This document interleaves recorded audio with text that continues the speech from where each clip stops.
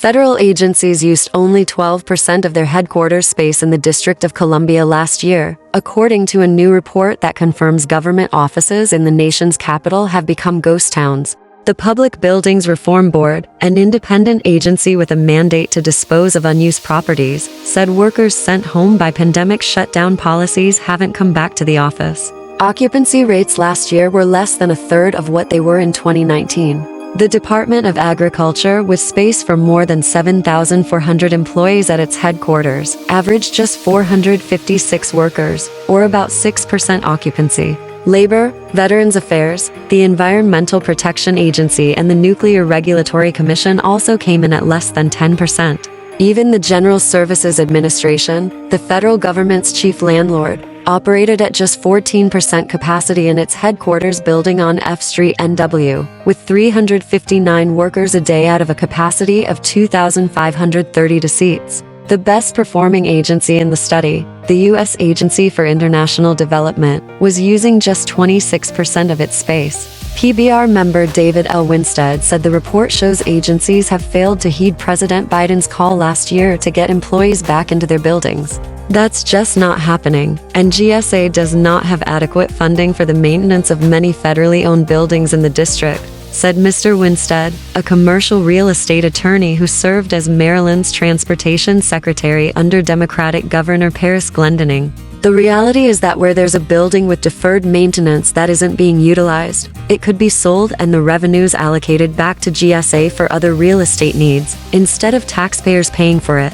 The report comes as D.C. lawmakers grapple with an unprecedented funding crisis driven by fewer federal workers shopping, dining, and working downtown on weekdays since the outbreak of COVID-19. In the past, the presence of federal workers boosted the district's economy and made the city recession-proof. Yesam Sayan, executive director of the nonpartisan D.C. Policy Center, told The Times. These numbers show that the presence of the federal government is now weighing down the district's economy as empty buildings displace economic activity that would otherwise be happening downtown. D.C. Mayor Muriel Bowser has proposed deep cuts to social programs such as affordable housing grants and several tax increases, including a gradual sales tax hike to offset $800 million in budget deficits for fiscal 2025, which begins October 1st.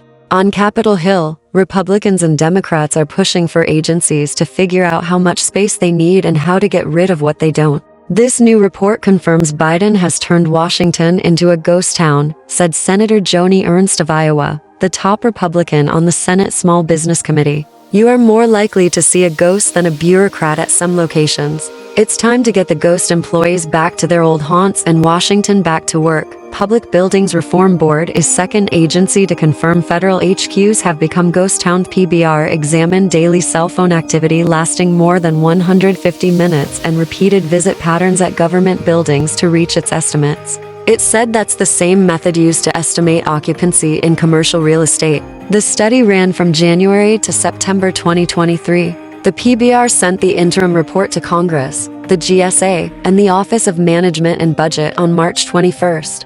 As of Thursday, it had not received a response from any of them, but a GSA spokesperson told The Times agencies are trying to right size. Many agencies are assessing their long-term workspace needs, and GSA is focused on partnering with them to figure out the best solution for their mission while maximizing benefits to communities and taxpayers, the spokesperson said in an email. The spokesperson pointed to $425 million of funding in Mr. Biden's proposed fiscal 2025 budget for GSA to reconfigure and renovate federal buildings to better utilize space and to expedite the disposition of unneeded federal facilities. GSA has announced a plan to dispose of 23 federal properties totaling 3.5 million square feet, which the agency estimates would save the government $1 billion in maintenance costs over 10 years. The Energy Department was the worst performer in the report, showing a daily occupancy rate of just 8 people.